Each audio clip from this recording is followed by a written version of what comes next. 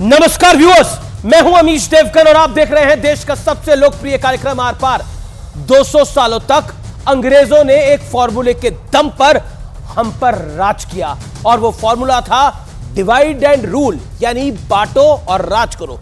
लेकिन राज करने वाले इस फॉर्मूले को हमारे देश के कुछ राजनीतिक पार्टियों ने भी अडॉप्ट कर लिया है। कभी जाति के नाम पर बांटो, कभी धर्म के नाम पर बांटो, कभी क्षेत्रवाद के नाम पर बांटो, कभी चुनाव जीतने के लिए बांटो, कभी चुनाव हारने के बाद इसलिए बांटो कि आगे जीत जाए। और यकीन मानिए, इस बंटवारा पॉलिटिक्स में एक या दो नहीं, आधा दर्जन से ज्यादा पार्टियां हैं। समाजवादी पार्टी से लेकर ग्रैंड ओल्ड पार्टी कांग्रेस तक, जेडीयू से लेकर राष्ट्रीय जनता दल तक, लिस्ट बहुत लंबी है। 5 राज्यों में मात्र तेलंगाना जीतने वाली कांग्रेस ने रेवंत रेड्डी को अपना नया मुख्यमंत्री चुना है तेलंगाना का, जो कह रहे हैं कि मेरे विरोधी केसीआर का डीएनए बिहार का है और मेरा डीएनए उनसे बेहतर है, यानी बिहारी डीएनए खराब है। कभी बिहारियों की अस्मिता के नाम पर हाहाकार मचाने वाले, सिर पर आसमान उठाने वाले नीतीश कुमार और लालू प्रसाद यादव इस मुद्दे पर मौन है, खामोश है, चुप है, क्योंकि गठबंधन वाली सियासत में उनका विरोध कतई फिट नहीं बैठेगा। बंटवारे की एक और लकीर खींची गई है। डीएमके के सांसद ने कहा है कि बीजेपी सिर्फ गौमूत्र वाले राज्यों में जीतती है। डीएमके कांग्रेस की सबसे बड़ी अलायंस है, इसलिए बीजेपी ने सोनिया गांधी से माफी की मांग की तो पलटकर सोनिया गांधी ने कहा कि हम क्यों माफी मांगे, भारतीय जनता पार्टी वाले माफी मांगे। सवाल है, क्या इंडिया अलायंस के बड़े नेताओं का यही रवैया बंटवारे की लकीर खींचने वालों को कवर फायर दे रहा है? आज इसी मुद्दे पर होगी देश की सबसे बड़ी पॉलिटिकल बहस। डिवाइड एंड रूल, कांग्रेस का सबसे बड़ा पॉलिटिकल टूल। आज का आर पार इसी पर व्यूअर्स।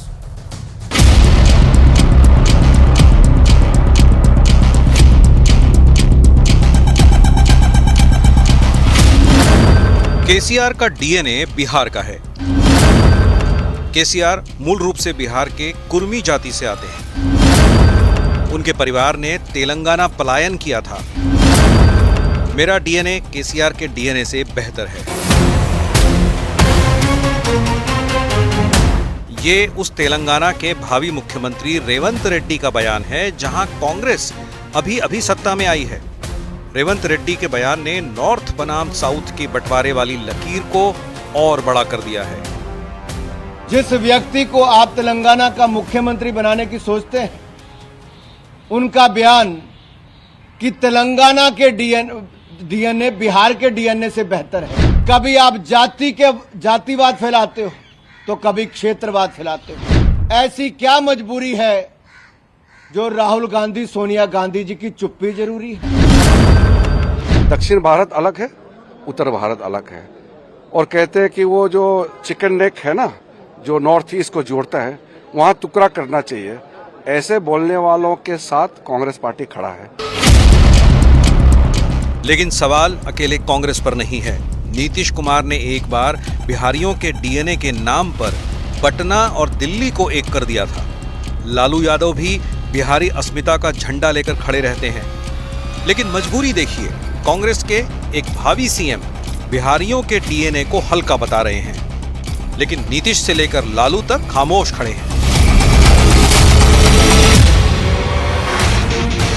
दूसरी तरफ कांग्रेस की घनिष्ठ अलायंस डीएमके के सांसद सेंथिल कुमार ने कहा, बीजेपी केवल गौमूत्र वाले राज्यों में चुनाव जीतती है, लेकिन इस बार हिंदुत्व के नाम पर जोर का झटका खाने वाली कांग्रेस इस बयान के विरोध में दिखी। यहां तक कि सेंथिल कुमार ने भी अपने बयान पर माफी मांग ली, लेकिन बीजेपी इस मुद्दे को छोड़ने के मूड में नहीं है। खाली अमेठी में आप चुनाव हार गए इसलिए आपको नॉर्थ इंडिया अच्छा नहीं लगता? आप देश तोड़ना चाहते हो क्या? हमें लगता है कि राहुल गांधी जी भी उनके साथ खड़े हैं। सनातन को खत्म करना बंद करो राहुल गांधी। स्टालिन, टुकड़े टुकड़े गैंग, नहीं तो खुद समाप्त हो जाओगे। सनातन के नाम पर अपनी ही पार्टी को कई बार आईना दिखा चुके कांग्रेस के आचार्य प्रमोद कृष्णम ने भी तीखा बयान दिया।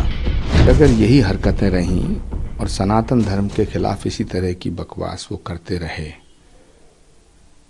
तो गौमूत्र वाले राज्यों में नहीं, सांड वाले राज्यों में भी बीजेपी का परचम लहरा जाएगा। ये सब रावण के खानदान के लोग हैं, आसुरी शक्तियां हैं, भारत से सनातन को मिटाना चाहते हैं।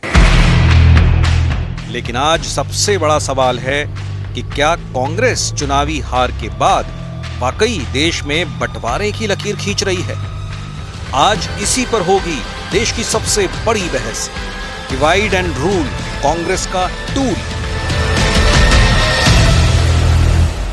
क्या डिवाइड एंड रूल कांग्रेस का सबसे बड़ा टूल है? और आज विश्लेषण डिवाइड एंड रूल वाले सियासी टूल का ही। उत्तर दक्षिण का बंटवारा, केसीआर का डीएनए बिहार का है। रेवंत रेड्डी भावी सीएम तेलंगाना के नवंबर 2023 में यह बात कहते हैं, मेरा डीएनए केसीआर के डीएनए से बेहतर है। यानी बिहार का डीएनए खराब है, तेलंगाना वालों का डीएनए अच्छा है। दोनों का बेहतर है, दोनों मां भारती के बेटे हैं, बेटियां हैं। सोचिए ये कितनी बड़ी खाई खोद रहे हैं, और ये व्यक्ति मुख्यमंत्री बनेगा तेलंगाना जैसे राज्य का, और कांग्रेस इस व्यक्ति को चुन रही है। बढ़ता हूं मैं आगे। सेंथिल कुमार सांसद डीएमके के यानी इंडिया अलायंस के नेता। बीजेपी केवल गौमूत्र वाले राज्यों में चुनाव जीतती है। इनसे कोई पूछे आसाम कौन सा राज्य है, वहां पे गौमूत्र नहीं होता क्या? गोवा कौन सा राज्य है? राहुल गांधी फरवरी 2021। उत्तर भारत के लोगों की समझ सतही है। ये कांग्रेस पार्टी के कद्दावर नेता हैं, एक तरह से लीडिंग मैन है कांग्रेस पार्टी के। ये बात कहते हैं फरवरी 2021 में। हिंदुत्व के नाम पर बंटवारा, हिंदू और हिंदुत्व अलग अलग है। यह कहा गया मैं हिंदू हूं मगर हिंदुत्ववादी नहीं हूं। सोचिए, हमें सूर्य तो पसंद है लेकिन सूर्य की रोशनी पसंद नहीं है। हमें फल तो पसंद है लेकिन उस फल का रस पसंद नहीं है। कुछ ऐसी ही बात है ये। बढ़ता हूं मैं आगे। सब अब सनातन के नाम पर बंटवारा। सनातन डेंगू, मलेरिया, HIV, कोरोना की तरह है। सितंबर 2023 में फेमस बयान इनका, हमें सनातन का विरोध नहीं, उसे समाप्त करना है। और कांग्रेस इस व्यक्ति के साथ खड़ी है, तमिलनाडु से लेकर देश में, और इस व्यक्ति ने कांग्रेस को समाप्त कर दिया है हिंदी पट्टी के अंदर। यह बात मैं बिल्कुल प्रामाणिकता से आपको कह रहा हूं। बढ़ता हूं मैं आगे। प्रियंक खड़गे, मल्लिकार्जुन खड़गे साहब के सपुत्र, कर्नाटक में कद्दावर मंत्री। जिस धर्म में समानता नहीं वो धर्म कहलाने के लायक नहीं। ये समर्थन कर रहे हैं, विरोध कर रहे हैं, ये कांग्रेस जाने। अब बढ़ता हूं मैं आगे। जातियों के नाम पर बंटवारा। राहुल गांधी अक्टूबर 2023, कांग्रेस सरकार जातिगत जनगणना करवाएगी। बढ़ता हूं मैं आगे। स्वामी प्रसाद मौर्य, श्री रामचरितमानस दलित विरोधी है। प्रोफेसर चंद्रशेखर, रामचरितमानस नीच जाति वालों का अपमान कर रही है। खुद अपने आप से ये सब तमाम लोग बोल रहे हैं। बड़ा सवाल 2023 में कांग्रेस की हार तो 2024 के लिए जाति और उत्तर दक्षिण की दीवार, ये बड़ा सवाल है आज का। That's the big question. मेरे साथ आज